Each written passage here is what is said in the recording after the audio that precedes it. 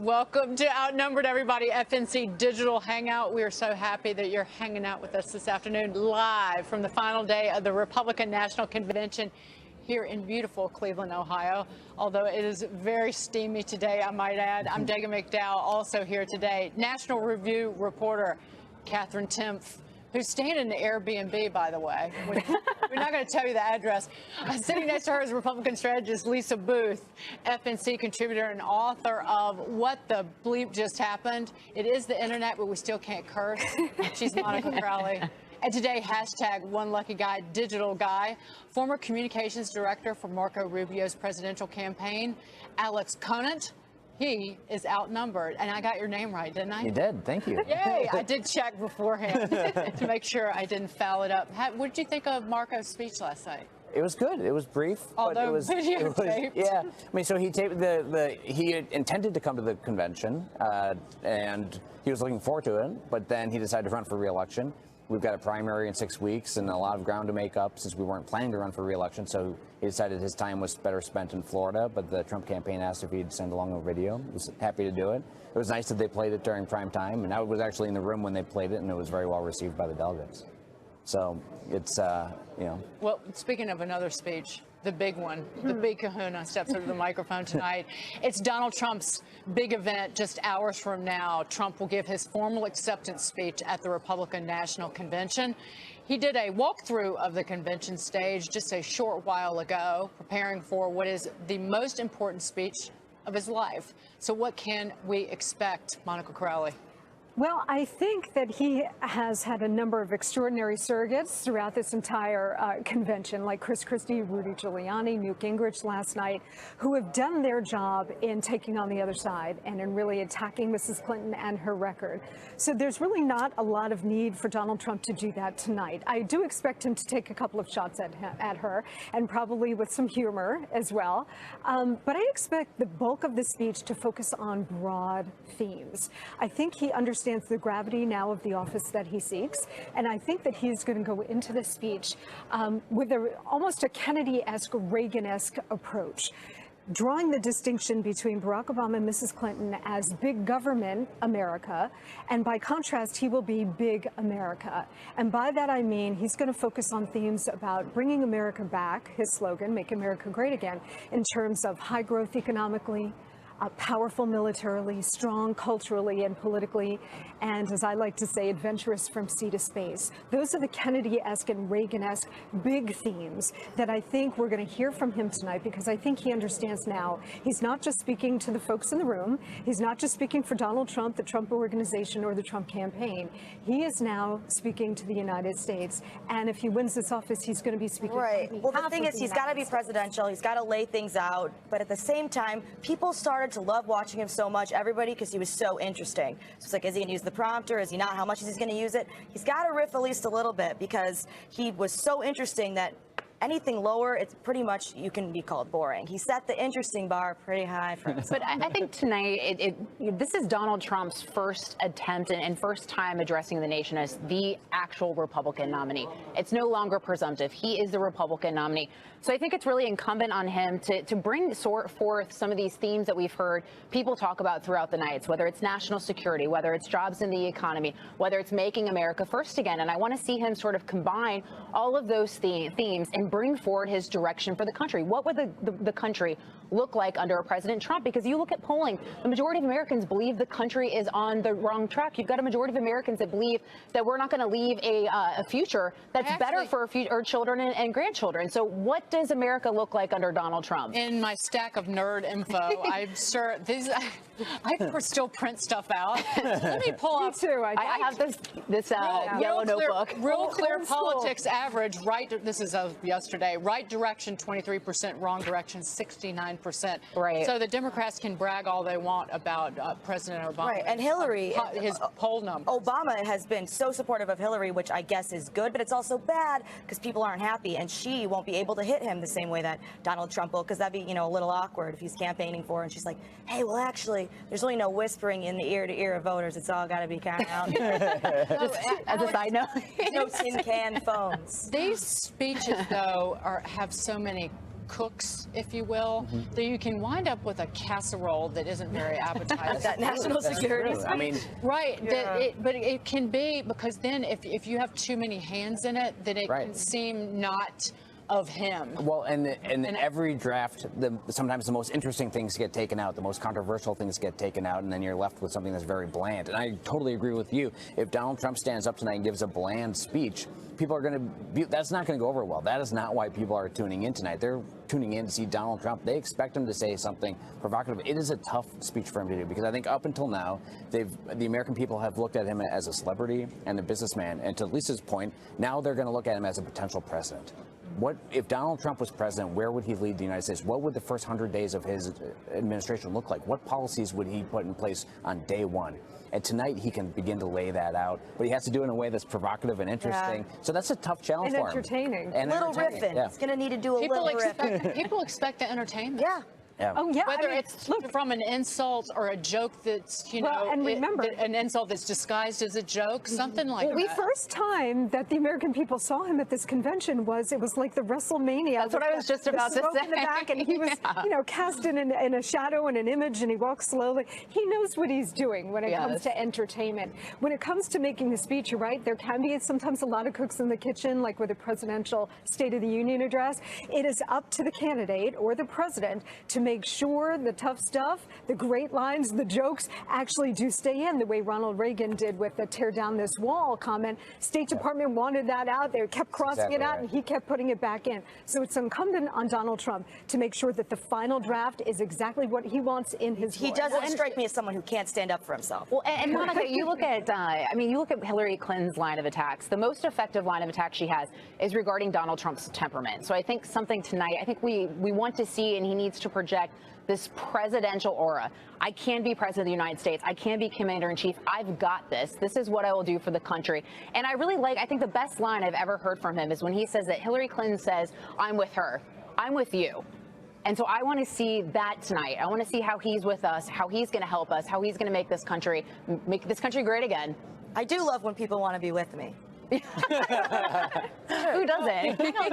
Sometimes, being against somebody is kind of fun. Unless you need a nap. Alone time is also important. Since this is the internet and the digital hangout, Lucy, you want me to do my Hillary Clinton imitation? Yes, absolutely. Let me think of a line.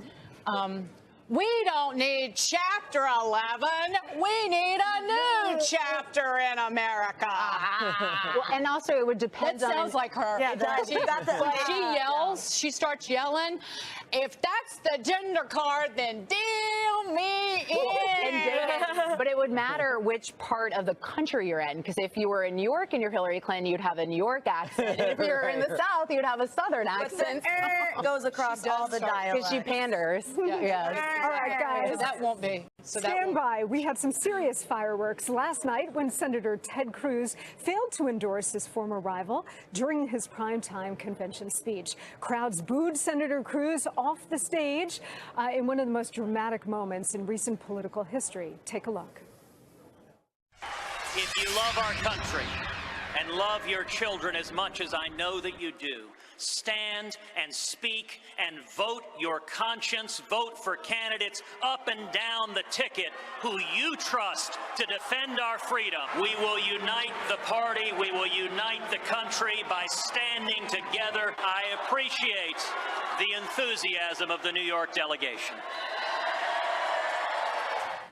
Well, Republican leaders didn't waste much time ripping into the Texas senator, including some of his one-time supporters. This is a contest, and I understand contests. I'm a competitor.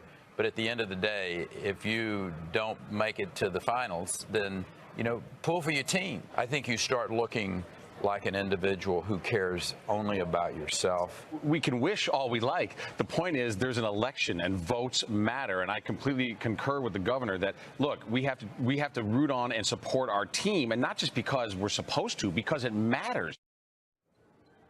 But at a breakfast with the Texas delegation this morning, Senator Cruz doubled down, and he didn't just refuse to endorse Donald Trump. He wouldn't even say whether he would vote for him. I'm watching.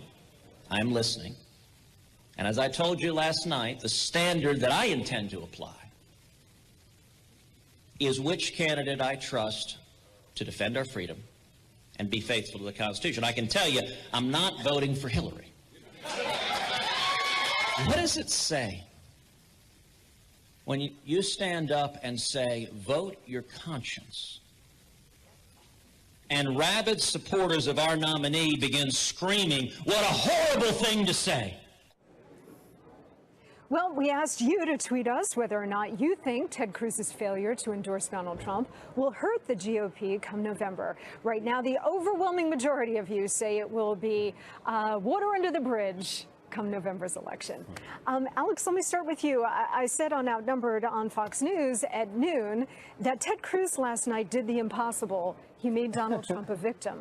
And it was a very powerful moment that I think Donald Trump has exploited ever since Ted Cruz made those comments last night. When you look at the whole transcript of what Cruz said, the bulk of the speech was really extraordinary. He talked about America's freedoms. He talked about liberty slipping away and how we need to fight back to restore it.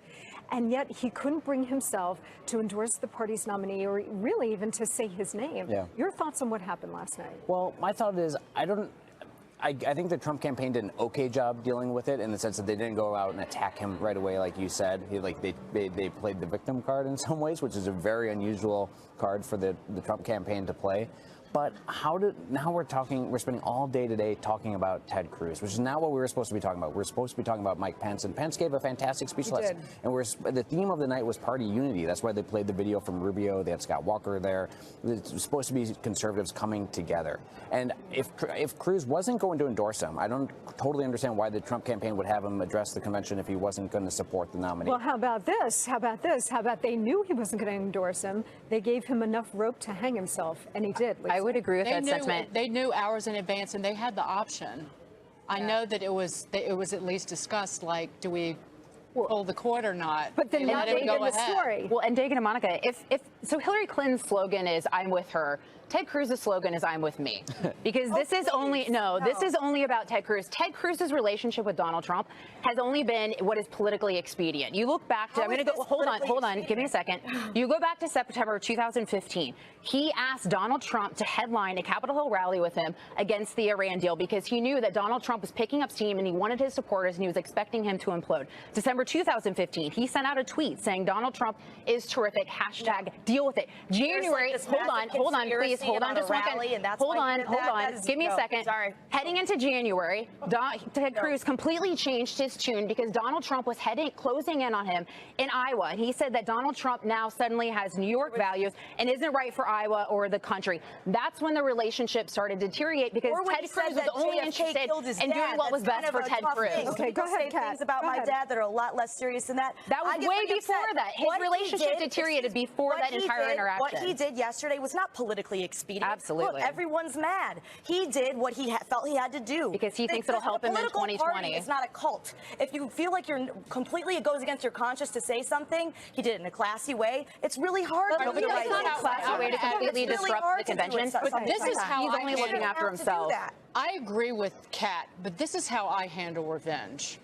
I keep it deep buried inside. If you wrong me, I will lie and I will wait. I will wait for the perfect moment to get you back. And I don't think that was the perfect moment because it made him look petty.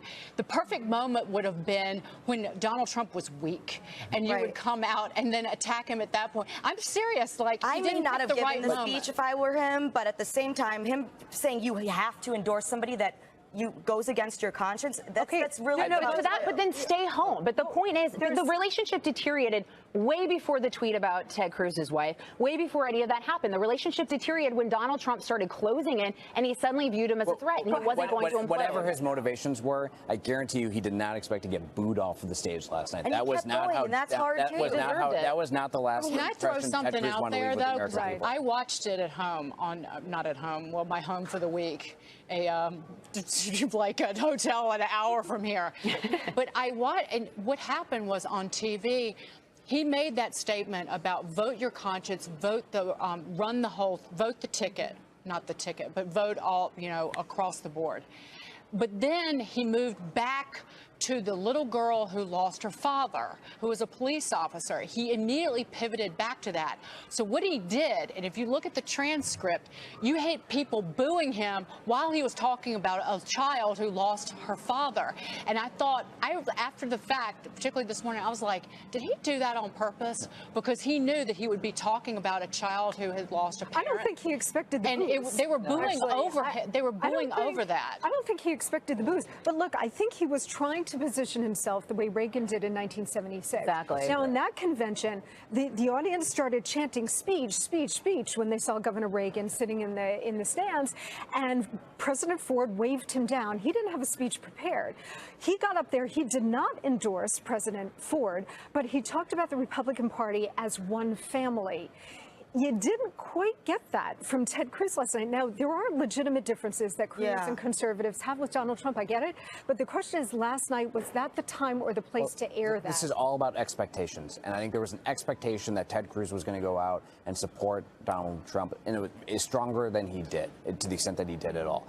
And the delegates were disappointed. I think the Trump campaign was disappointed. And it's reflected in the media coverage today. Well, if you don't meet expectations, that's going to be a problem. But the reason people in D.C. don't like him is because everything that he does is in his own self-interest. Exactly. And that speech last night, right, that speech last night was definitely in his own self-interest.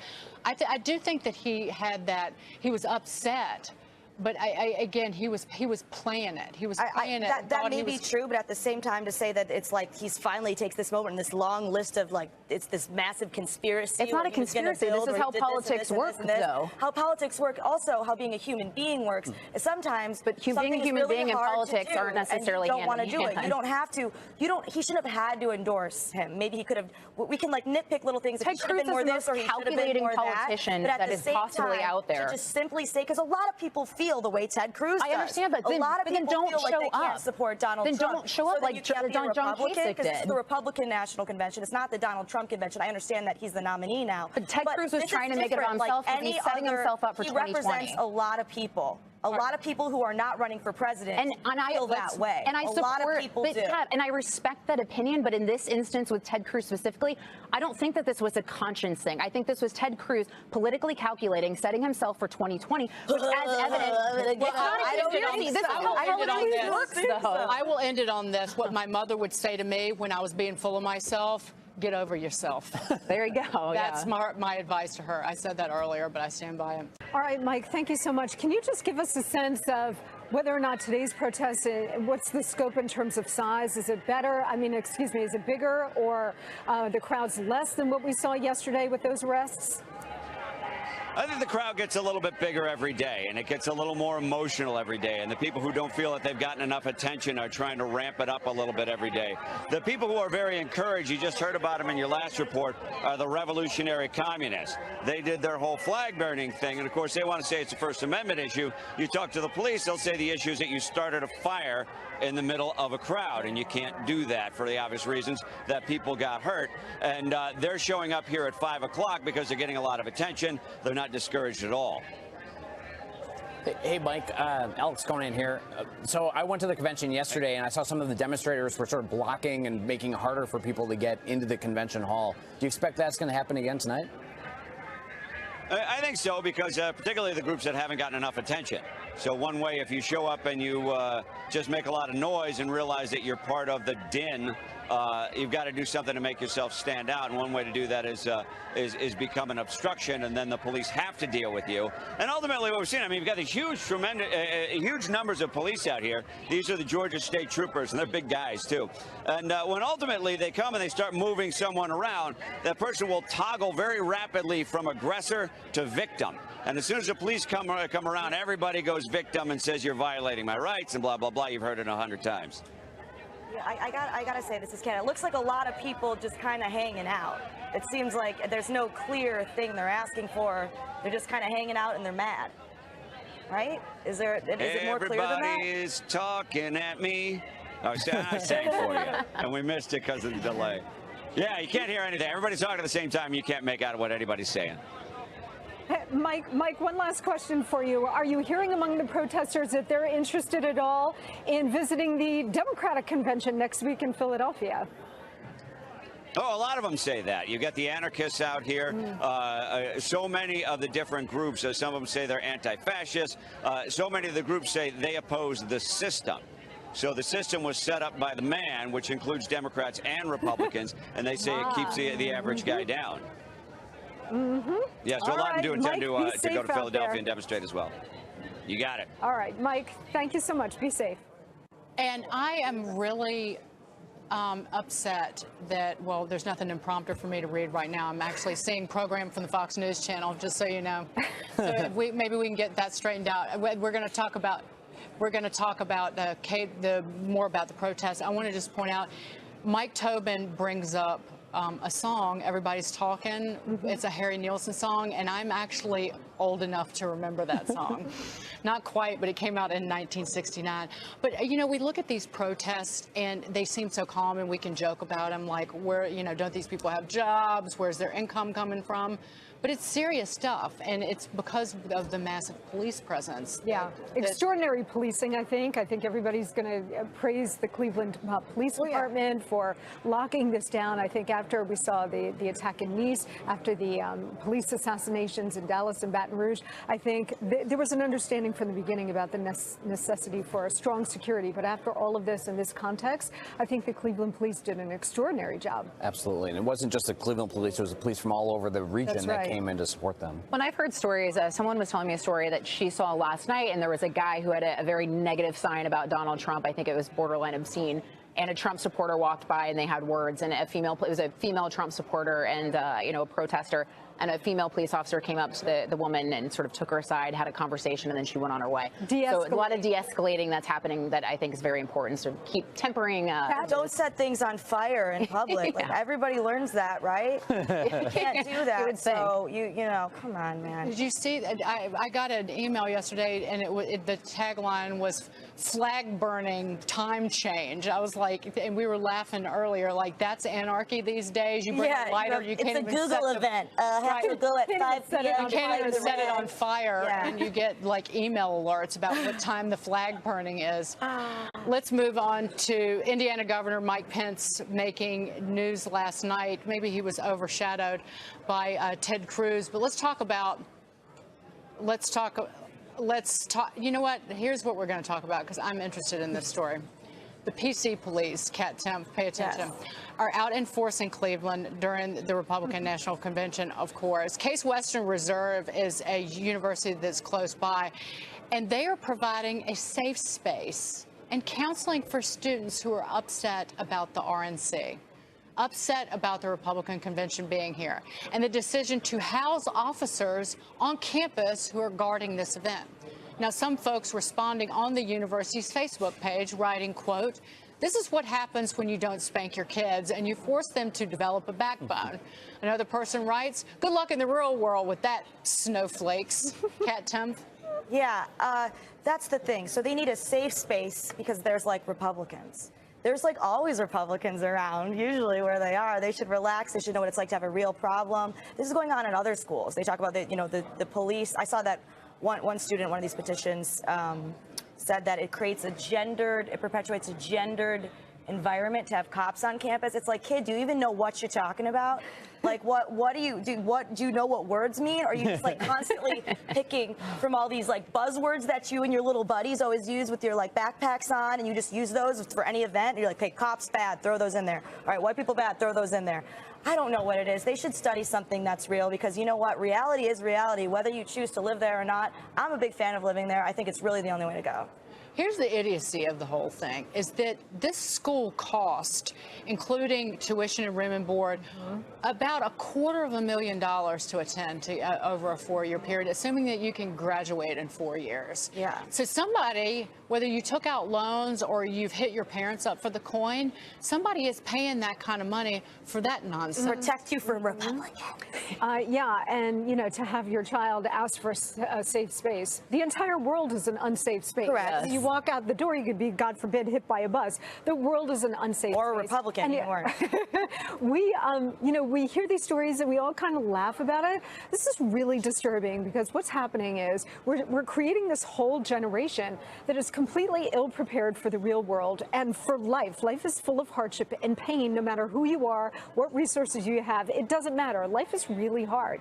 The other thing is, it's so disturbing, is the ease with which these kids are willing to like throw out the First Amendment. Right. Like, well, you don't have a right to free speech because I don't like what you're going to say, or you're holding a Trump sign. No, America doesn't work that way. It is America great again is hate speech on lots of campuses. Yeah. It is intolerance in the name of tolerance. That's what I find so repugnant.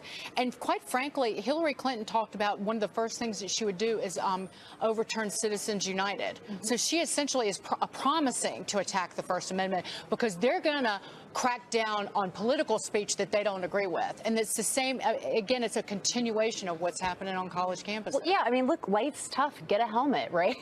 But no, I think the only positive thing that stems from this is the fact as political operatives, a lot of the, quote unquote, leaders of some of these movements on various college campuses are the ones who are going to be out there running political campaigns for the left. And they're going to be very easy to defeat because if they're this, much of sissies, then, I can't wait to see them out on the battlefield of the political. If you walk around with a helmet on, though, people make fun of you more. Have you tried that, Kat? Have you done that? Yeah, she has. Speaking from experience. But it's stupefying. Well, I just think it's a missed opportunity for the school, right? I mean, they've got the Republican National Convention in their backyard. That's a great opportunity for all of these students to learn about the American political process. And instead, they're sort of hunkering down on campus and trying to protect the kids from what's happening here. Yeah, that's a missed opportunity. It's a disservice to them. What are they going to do? Like when they work in an office someday, required to have a Republican free zone where they can work, and they have to be like escorted in a bubble, and they can't see any Republicans, and maybe they'll have like a pigeon deliver messages if it's from a Republican to you. Like, but seriously, if you take their logic out, it's not that ridiculous. They're saying they can't be around Republicans. That's when you can do the tin cans. All right, yeah, exactly. So what are you supposed to do? You can't. If you might run into a Republican, you're gonna. I don't think being in a war zone is not safe. Having terminal cancer is not safe. Being in the same room as a Republican, not what the word unsafe means. Well, and some of these universities are breeding grounds for anti-Semitism in this country. I mean, I've gotten it online. I accidentally, which I apologize for, when Caitlyn Jenner's cover came out on Vanity Fair, I used the pronoun he because that's the person I had known my entire life. Yeah. I accidentally used it late, and I apologize for it. Somebody online, somebody who is as liberal as they come, said that they needed to reopen Auschwitz to gas and incinerate me. Well, Khloe Kardashian has used the pronoun he as well. But again, that is preaching tolerance, but showing nothing but intolerance. That's what I find so And that's what's going on across our college campuses. I mean, Kat knows, right? You speak because they make it okay. These are hotbeds for this kind of activity. I mean, it's always been hotbeds for liberal academics and so on, but now they've taken it so far, they've so far advanced it that they're willing to throw the First Amendment out the window. Sometimes there are these sort of guys who go out, and they have like a fake petition that says, will you sign this? And it's an elimination of the First Amendment, and these kids are signing it. They don't even know what they're talking about or what they're doing and how dangerous that is. Because there's in these bubbles where you're not allowed in the bubble if you disagree, so how would you ever learn anything? So like you were saying, they're just going to be very dumb. They're just going to come out of it very dumb. No, but the idiocy is that you pay $250,000 to be an ignorant bigot. Right. I've said that on Outnumbered so I'm rehashing. And how do you go into the workforce after? Because you're going to have to deal with people that don't necessarily agree with you, as Pat was pointing out earlier. Yeah, or people that don't look like you, people that don't sound like you. And how are you ever going to be able to hold an actual job in the actual real world if this is how you think the real world is? My female boss called me sweetie. Yeah. Oh my gosh. I'm so offended. God. I need to take a day off from work to recover. A lot of these kids will just quit. Well, I'll just go find another job, or I'll just go backpack around Europe. No, they'll protest. They'll be in burning flags square and burning flags. Exactly. What's the problem, man? They'll be protesting political. I don't get paid for this. Okay, now we're going to talk about Mr. Pence. That's Mike Pence to all of us, the vice presidential nominee, making the most of last night's major moment, introducing himself to the American people, accepting the Republican nomination for vice president, making the case against Hillary Clinton, and throwing his full support behind Donald Trump. You know, the choice couldn't be more clear. Americans can elect someone who literally personifies the failed establishment in Washington, D.C., or we can choose a leader who will fight every day to make America great again. It's change versus status quo. And my fellow Republicans, when Donald Trump becomes president of the United States of America, the change will be huge. Show of hands, who doesn't like the guy? I mean, he's all right. What do you mean, all right? He's fine. I don't not like him. Well, who did you? But I don't like him. But he's okay. I'm a libertarian, so like, I understand why he was supposed to fill in concerns people had about Donald Trump on things like social issues and, you know, being more hawkish. So I understand why he's a good Republican choice. Are you so Gary it's not Johnson? about me personally. Nominee, yeah. Right. Yeah. I like Gary Johnson. I'm a small L libertarian. So commitment's tough for me. But these are just certain issues that bother me about him. But he seems like a good guy. I understand why he was chosen. And I thought his speech was great. Monica, do you like his speech? I loved his speech, and the greatest moment for me was when he invited his mother up on stage. Yeah. His adorable little, like, 5-foot-tall Very mother sweet. who came right for her son and cradled his face and gave him a big kiss. It was so sweet. Look, Donald Trump had to accomplish two things with the selection of a VP. He needed somebody who would reassure voters, because Trump has never done this before, right? He needed to offer voters reassurance. Mike Pence does that. Kat, even you're on board with that. Right. I can see that logically, yes. Right. And he also needed somebody who knows how to govern, again, because Donald Trump hasn't done this. Mike Pence has been on Capitol Hill. He's an executive now. He's the chief executive in the state of Indiana. So he marks that box, too. And the fact that Mike Pence is so wonderfully normal. He comes from the Midwest. Right. He's humble. He's got this lovely family. His son is a Marine. It was just a beautiful American picture last night. Can it stay that perfect? Alex, it's too, like, maybe he'll turn out to be a flamethrower, and we just don't know it. So that's exactly right? So a good vice presidential pick makes news on 3 days: the day he is chosen, the day he gives this speech like Pence did last night, and the day of the vice presidential debate. If you have a VP nominee making news on a fourth day, that's because he did something like you just suggested. There's something in his background that we didn't know about. He said something dumb. Last night's speech was one of the few times where Pence needed to rise to the occasion, and he absolutely did. It was a good speech. He's proven to be a very good pick, one of the best picks we've had. He should bring his mom with him everywhere. She's so adorable. Like that looks. Maybe I'll have a little Mike Pence someday, and I will be so proud. Well, and two, look, Donald Trump has enough personality for the office of the president and the entire cabinet combined, right? So he doesn't need someone who's charismatic and brings that to the table. He's like a mohawk, piercings, and like head-to-toe tattoos, like all in one. It's like you don't want anything else that's controversial. Yeah, you just need this good old guy who's going to bring, sort of a measured hand to the ticket, which is exactly what Mike Pence does. And I think he does that for conservatives who have concerns about Donald Trump and bringing some of that, conservative values that they more associate with. So he does that with the Republican base as well, but also just average Americans who are sitting around and they just want someone who seems very trustworthy, seems very stable to help bring that to the ticket. And so I think he very much helps round out the presidential ticket for Donald Trump. And he's helping with fundraising. I know that he's actively making calls for the fundraisers yes, which to is bring something money Donald Trump hates. Right. And he's interesting. I mean, all politicians, and you can speak to this, Alex, they all hate raising money. They hate picking up that phone and having to ask for money, and that's completely understandable. Donald Trump's in a different category because he's worth X number of billions of dollars. So for him, it's like, oh my God, who am I to be picking up the phone, making these phone calls? So the fact that Pence is willing to do that, I think, is pretty important. I've been through his record in Indiana and the economy. I mean, this is something at least he'll be able to talk about on the campaign trail in terms of the job creation, because the employment has gone up double digits since he took office, when it's single digits for the nation. Yeah. He has kept the AAA credit rating. And you'll like this. Yes. Indiana it has the largest private school voucher program and the fastest growing one. He's a huge proponent of charter things schools. Like that I love. I absolutely love things like that. And I think, he should talk about those things. Maybe people like me will like him more. Even more. Yeah, but You know what's also interesting, guys? And Alex, I'd love your opinion about this. Traditionally, the candidate at the top of the ticket is the one who chooses to stay above the fray. And I'm not talking about the speech tonight, which we expect to be big.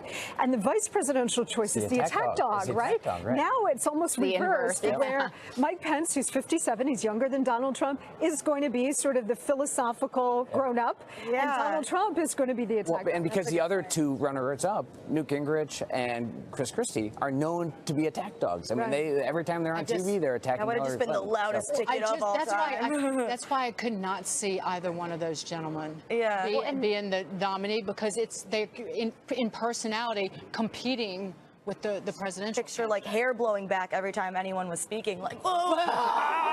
Well, speaking of this exact subject, as with almost everything else surrounding the Trump campaign, the traditional roles of the vice president, we were just talking about this, and the president seem to be flipped. They're not exactly conforming to what's considered conventional in politics. Then again, nothing in this race has been conventional.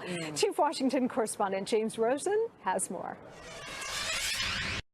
That was Chief Washington correspondent James Rosen reporting. Thank you, James, as always. I'm just glad James didn't call me Mary. He discovered this week that my first name is Mary because it's on my badge. So he started to just call me Mary. You just told everybody. Mary.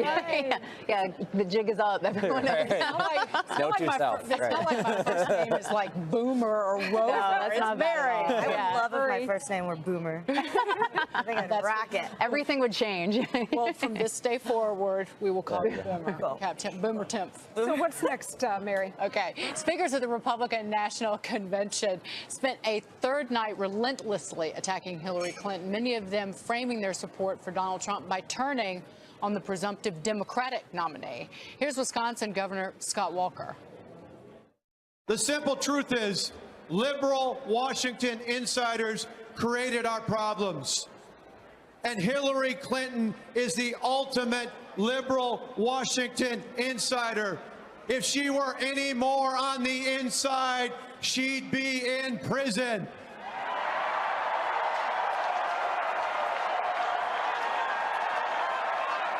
America deserves better than Hillary Clinton. And Vice Presidential nominee Mike Pence did not hold back either. You know, it was Hillary Clinton who helped undo all the gains of the troop surge, a staggering failure of judgment that set ISIS on the loose. It was Hillary Clinton who instigated the president's disastrous agreement with the radical mullahs in Iran. And it was Hillary Clinton who left Americans in harm's way in Benghazi, and after 4 Americans fell, said, "What difference at this point does it make?" And it's an oldie but a goodie. Way back on Tuesday night, former prosecutor Chris Christie unloaded on Secretary Clinton. Hillary Clinton, as a failure for ruining Libya and creating a nest for terrorist activity by ISIS. Answer me now, is she guilty or not guilty? As an awful judge of the character of a dictator and butcher in the Middle East, is she guilty or not guilty? As a coddler of the brutal Castro brothers and betrayer of the family of fallen state trooper Werner Foster and his family, is she guilty or not guilty? Let's face the facts. Hillary Clinton cared more about protecting her own secrets than she cared about protecting America's secrets.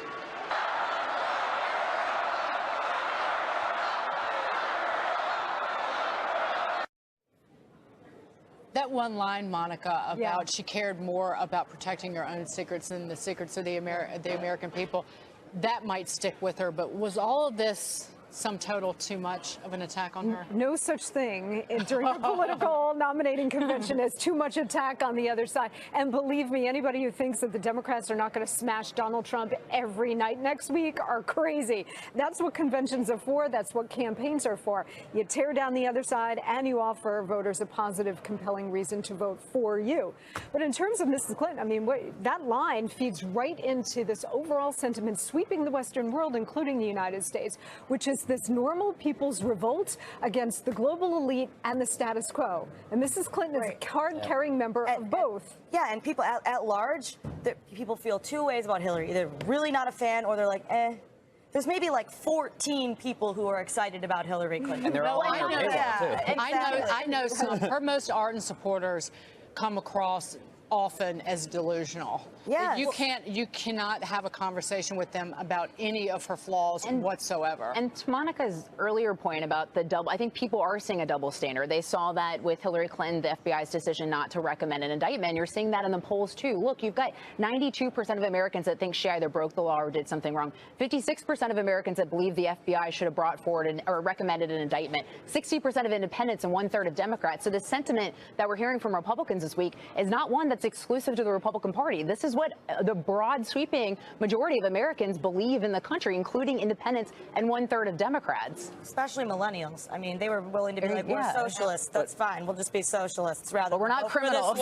Yeah. But I actually, going back to Monica's original point, you do have to tear down the other side, and this convention has done a very good job of that. You also have to put forward the positive ideas for why Donald Trump is going to be president, what he's going to do as president, and we haven't heard as much of that, in part because it's no secret that many Republicans are uncomfortable with having Donald Trump as the nominee.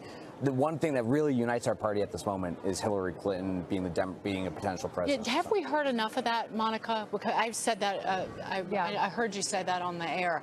It seems like that we need to get, maybe that's his job tonight. Absolutely. We heard it from the children. Yeah. And we heard it from Don Jr. and then Eric, but I don't know if that will stick in people's memories. And you'll hear it again tonight, I think, from Ivanka when she introduces her father. And that was important to your point about reaching millennials, having the children have that. But you know what? Elections are about the future. They're not about the past. Right. So Mrs. Clinton has been on the national scene for 25 years. She's a known quantity. Everybody knows and sort of already built in the cake that she is pathologically criminal life. Yeah, right. People already know that about her, and some people are willing to accept that and vote for her anyway. What Donald Trump needs to do is offer this positive, compelling message and a vision for the country. I've always said, and I've said this for months, he only needs two things. He needs a strong pro-growth economic message and a strong national security message about smashing ISIS, dealing with Islamic fundamentalism, and building the military. Making fun of, as we all know, making fun of Hillary Clinton is just so fun. It is fun. So I don't really and easy. And to those 2 points, too, I mean, if you look at polling, those are the issues that he leads with. He leads with the issue of jobs in the economy, and he also leads on destroying ISIS. Those are the two, really the only two, and then she leads on economy and terrorism.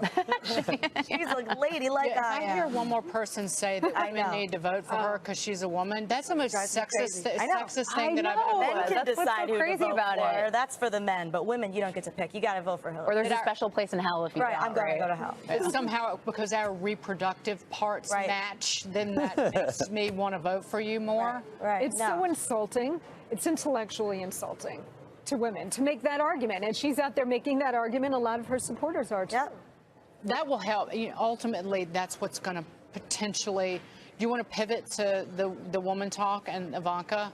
I know that we were going to talk about that, but I'm curious. I know I'm jumping the gun a little bit, but let's do that now. But here's Ivanka. There's a lot of stuff. I'll let you take it. No, that's okay. Well, there was a lot of speculation that Donald Trump may have a secret weapon. I call all of his children not so secret weapon because they're all so extraordinary. His daughter Ivanka, who has impressed so many observers with her poise during the campaign, well, she is set to introduce her father tonight at the Republican National Convention, where her goal won't just be to show he's a warm family man, but also that he is a friend to women. She made that case to Sean Hannity last night. Watch.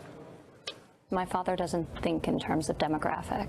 He thinks in terms of the person. So when he meets somebody, he thinks about, are they capable? Do they have drive? Do they have passion? Do they have vision? He looks for the same quality in everyone. So it's completely irrelevant to someone what their gender is. He never played into stereotypes. So, as long as we were interested, he always wanted us to be around. So I grew up walking construction jobs by his side. She is really extraordinary. Yeah. I mean, there's a reason she's introducing her father tonight. But Alex, I'm curious in your perception of her. She's such a successful businesswoman on her own. She's had a QVC line, a jewelry line. I have some of her earrings. They're great. She's going to be wearing her own dress tonight. I mean, a dress from her clothing line, which is a lower price brand. Great marketing. I read that somewhere. Which is very smart. Yeah. But your perception on, because we haven't had this in a very long time, where you have a daughter introducing her father. I mean, look, she's a rock star. Women I know think she's fantastic. And so she's the best surrogate that their campaign has right now. I think it's a very smart move to have her introduce Donald Trump tonight. No question about it. Well, and this is a point of weakness, and this has always been for Republicans, is young women. And so that is the exact demographic that Ivanka Trump hits because she is so successful. She's so smart. She's obviously gorgeous. She's and cool. she's cool. And she dresses cool. I mean, we want to be friends with her. I know. If I met her, I'd be freaking out. I'd be like, I hope she likes me. And I would get all nervous and say something embarrassing. Then I'd be like, oh no. And I'd be texting all my friends. I mean, that's how cool she is. But of any candidate, he has a long way to go with women. Oh, for sure. Women in this country are the biggest voting bloc, and given what happened in the last year and the way that he's talked about certain women, people who work at Fox News even, he's got, according to the last Wall Street Journal poll, he has a 25 percentage point deficit to Hillary Clinton with women from ages 18 to 49. Now, it's not that bad. It's only 7 percentage points of a difference between HRC and DT with women 50 or over, but 25 percentage points. And that's a lot. And that's where these third-party validators are so important for Donald Trump, like Ivanka Trump, and also I forget her name, but one of the businesswoman who works for Donald Trump, the African-American woman that spoke last night. She has a really compelling story, too, how she was down in the dumps and Donald Trump stuck with her and helped her, helped her keep her job, and how the family really embraced her and brought her into their home. So I think those sorts of stories reach different demographics of women that are really important. He needs to be telling those stories. We haven't really heard them, which disappoints me because he has, a lot of incredible stories about bringing women to the top in his business, but we're not hearing that.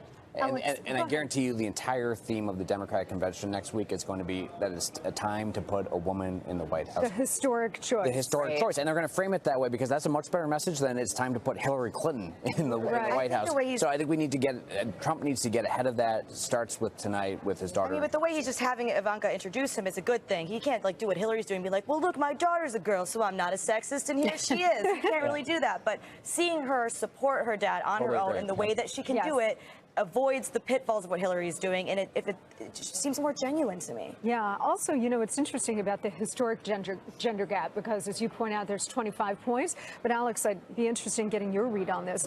Republicans just traditionally have had this huge gender gap with women anyway. Mrs. Clinton at the top of the Democratic ticket augments and expands that gender gap anyway. And then you've got Donald Trump, who has said some of these things, and now he's got an extra problem. So you're fighting a three-front war here.